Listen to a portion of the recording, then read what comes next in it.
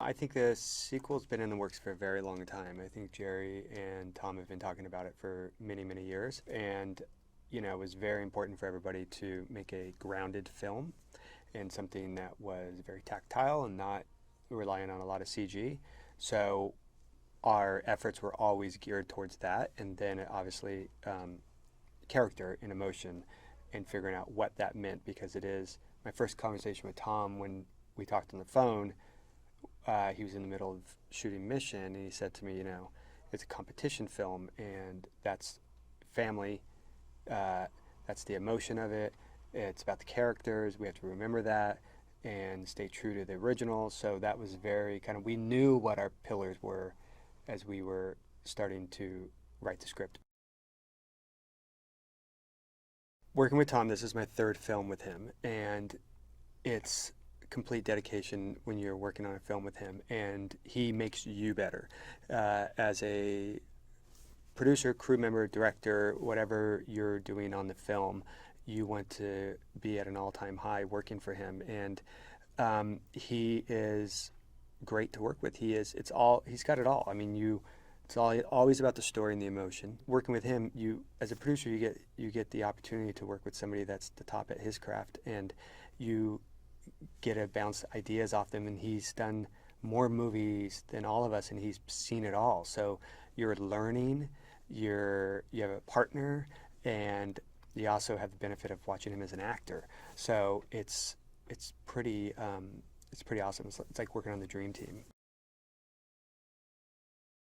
Having Jerry Bruckheimer as your producing partner on a film is it's a dream.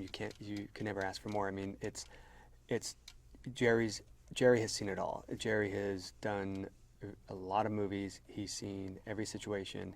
He knows how to handle them. He is very calm. He's very respectful. He lets you do your process. He will come in and talk to you, and when he's got his points, he'll let you know. But just having Jerry as a producing partner is like the best thing ever.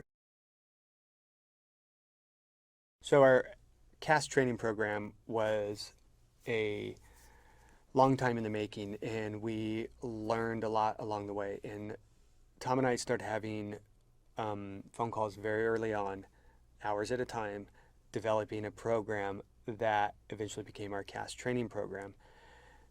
I did not understand it. Joe did not understand it. Tom is an aviator. Tom understood flying. Tom understood the planes. Tom understood what the actors would be doing in the plane and how they would have to properly train to do what they needed to do in the plane. We interviewed them and told them exactly what things were going to be like, and explained to them what they would be feeling in the air.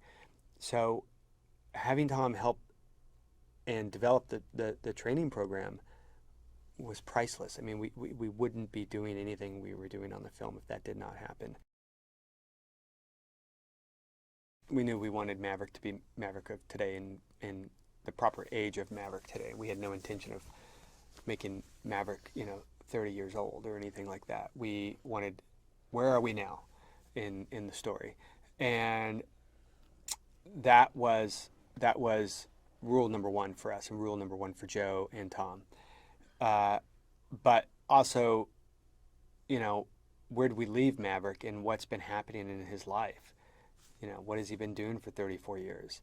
So I think we came to a great storyline of where has he been, and also what has he been dealing with for all of these years after his best friend died.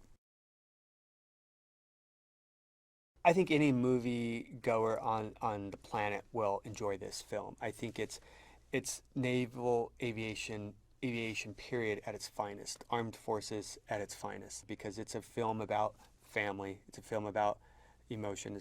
It's drama. It's competition. Those are the things that the through lines of the movie that's driving story, character. It's got a lot of great action. It's a lot of fun. It's a ride, but it's also a drama on the ground. And I think that's a lot of fun. And I think that's what translates around the world for us, because it's truly about the characters, and all of our action is in the air, which is very unique for movies of today.